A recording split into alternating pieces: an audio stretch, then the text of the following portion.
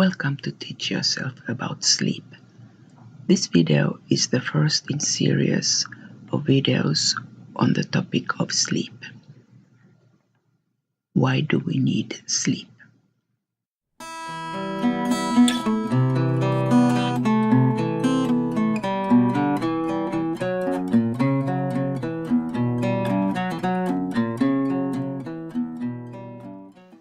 In sleep, awareness of our surrounding declines. We don't know if somebody is approaching us. A strong stimulus, for instance a strong noise, is able to wake us up, but otherwise we are rather helpless in sleep. And this of course is dangerous, very dangerous indeed, if you are an antelope on savanna and the lion is approaching.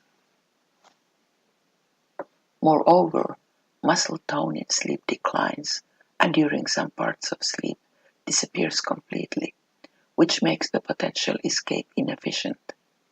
Again, very dangerous. In spite of this obvious danger, we and other species every day expose us to this danger and we sleep. So it looks like sleep must give something very important to our body in exchange to this dangerous gamble.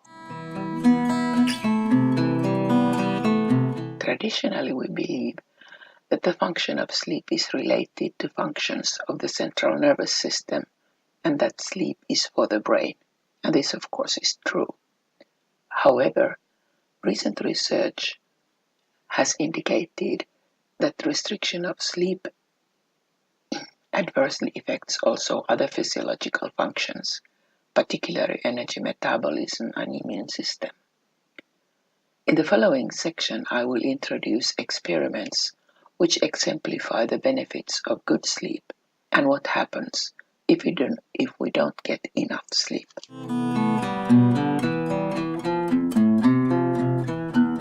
A large number of experiments conducted in both humans and several animal species shows that sleep is beneficial for memory, particularly for consolidation of memory traces. This is one of the early experiments that draw attention to the significance of sleep for learning and memory. In this task, subjects learned to discriminate whether they saw on screen a group of horizontal or vertical bars. With practice, they learned to perform the task correctly faster. Here you can see the improvement of performance over time after the subjects have slept. This group was prevented of sleep for 30 hours after the initial training session, and you can see their performance did not improve at all. In this 5-day experiment, the subjects can either sleep normally or their sleep is restricted by shortening their sleep time, or their sleep is disturbed by wakening them up during the sleep period. The participants evaluate their mood using a standardized self-assessment questionnaire. In the course of the experiment, evaluation for positive mood declines for those whose sleep is shortened or disturbed, while those who can sleep keep up their mood throughout the study period. In this experiment, sleep is restricted for different periods during 7 days. Time in bed during each day are either 9, 7, 5, or 3 hours, and performance in the psychomotor vigilance task is measured daily. In psychomotor vigilance task, a screen light displaying time in milliseconds is switched on. The task of the test person is to push a button as quickly as possible to turn the light off. It measures reaction time, but also how vigilant the test person is. Lapse is a failure to react properly, meaning that the time for switching off increases disproportionately. In this screen, you can see the number of lapses, which is increased proportionally in the course of sleep restriction, particularly in the group that gets less sleep.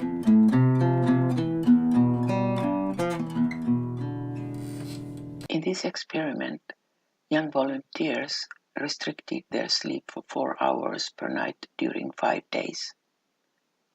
A control group slept normal 8 hours each night. Before the sleep restriction, a baseline level for all functions was established and recovery was followed for 2 days. The effect on energy metabolism was evaluated after the 5-day sleep restriction and after 2 days of recovery sleep. Here are blood glucose and insulin levels in controls and experimental subjects. The values are normalized to baseline levels, so what you can see here are the changes induced by sleep restriction. There are no changes in control subjects, but in experimental subjects, blood glucose levels are low and insulin levels are increased, inducing elevation of the insulin to glucose ratio. This is regarded as an indication of insulin resistance, a condition predisposing for development of type 2 diabetes. This finding helps us to understand the epidemiological findings that people who report short or insufficient sleep have a higher risk to develop type 2 diabetes.